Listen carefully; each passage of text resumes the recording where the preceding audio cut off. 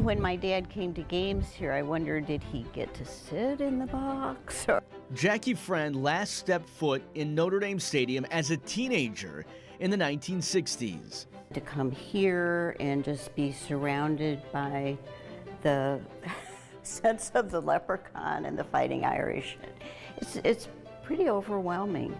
I am absolutely thrilled for my father because during his lifetime, he didn't have the recognition.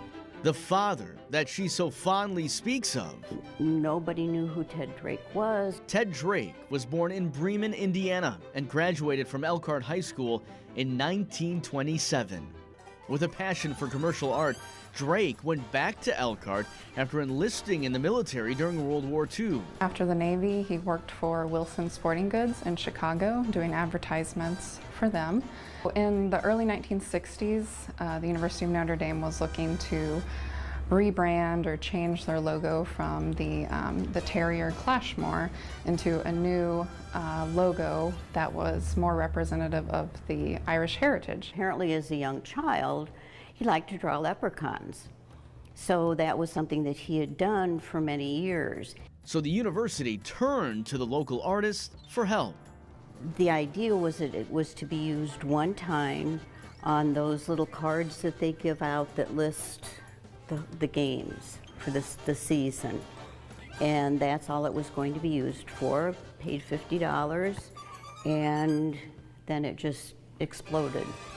In 1964, the world took notice when the Leprechaun graced the cover of Time magazine with head coach Ara Parsegian.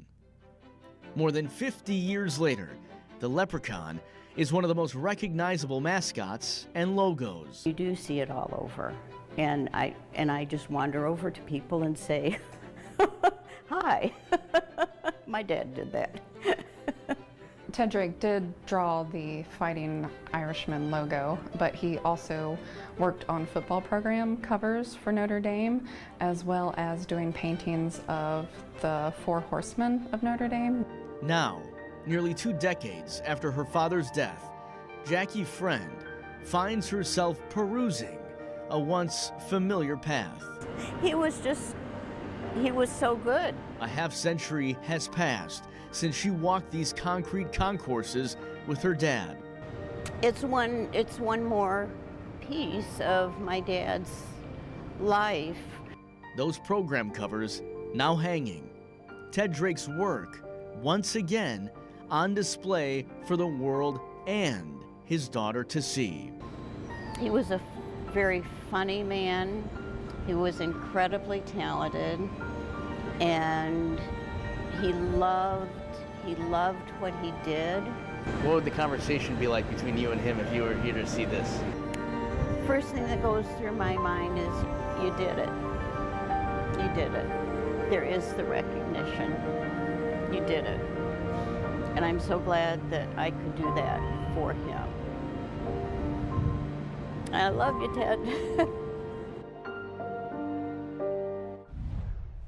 Well, and to think it all started back in the 1960s, and before the 1960s, Clashmore Mike, which I absolutely is a personal favorite of mine. But Molly is holding up the very latest logo that they just released this week, actually 2 days ago. This is the hockey logo. Of course, there's a football logo, and also coming out probably basketball and fencing. Which one do you like? What's your favorite?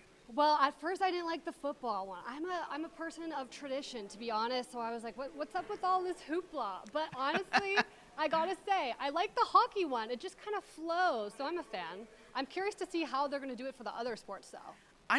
This shouldn't be a permanent thing, in my opinion. Yes. Like, it's a couple-year thing, and maybe they change it out. I'm a traditionalist as well as Right? you are. I love the Leprechaun logo from the 1960s and beyond. I love Clashmore Mike.